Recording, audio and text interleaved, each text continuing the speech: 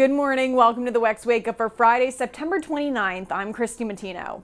The House managed to pass several appropriations bills Thursday night as the clock ticks down to a government shutdown. The first bill passed was its annual State Department and Foreign Operations spending bill, overcoming a small faction of Republican lawmakers who oppose the legislation.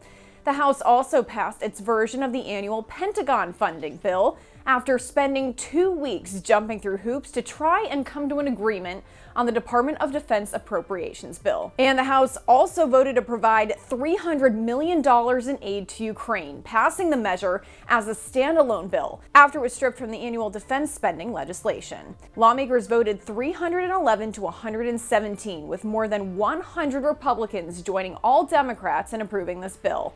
But some 117 Republicans also voted against it, including Representative Marjorie Taylor Greene, who has been a critic of giving additional aid to the country. The polling shows very clearly the American people do not support continuing to fund a war in a foreign country when our own country has been having a war waged on us by the Mexican cartels. And several witnesses testified before House Republicans Thursday regarding the impeachment inquiry into President Joe Biden, which was called over concerns the president used his political status to benefit financially from his son Hunter's foreign business dealings. Many Democrats have said there is no evidence to support this, but Republican Congresswoman Nancy Mace sees it differently.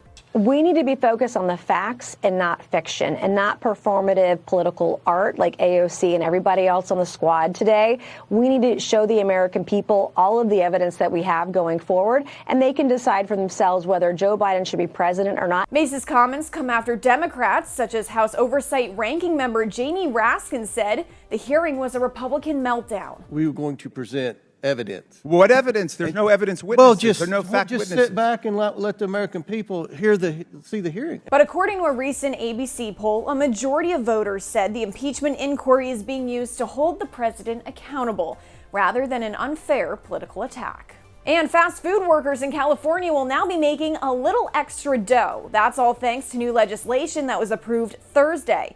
It will raise the minimum wage to $20 per hour.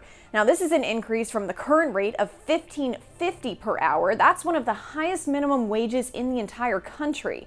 Governor Gavin Newsom said it's a move that will create fairer wages and safer working conditions for those employees. 557,000 people at 30,000 locations. $20 an hour. 80% of the workforce in these fast food places, 80% are people of color. 2/3 are women. The majority are breadwinners. The wage increase will go into effect starting April 1st of next year. It will apply to all employees who work at restaurants that have at least 60 locations throughout the United States. Thanks for joining us on the WEX Wake Up. Be sure to follow us online and on social media so you stay in the know of all those headlines turning in politics.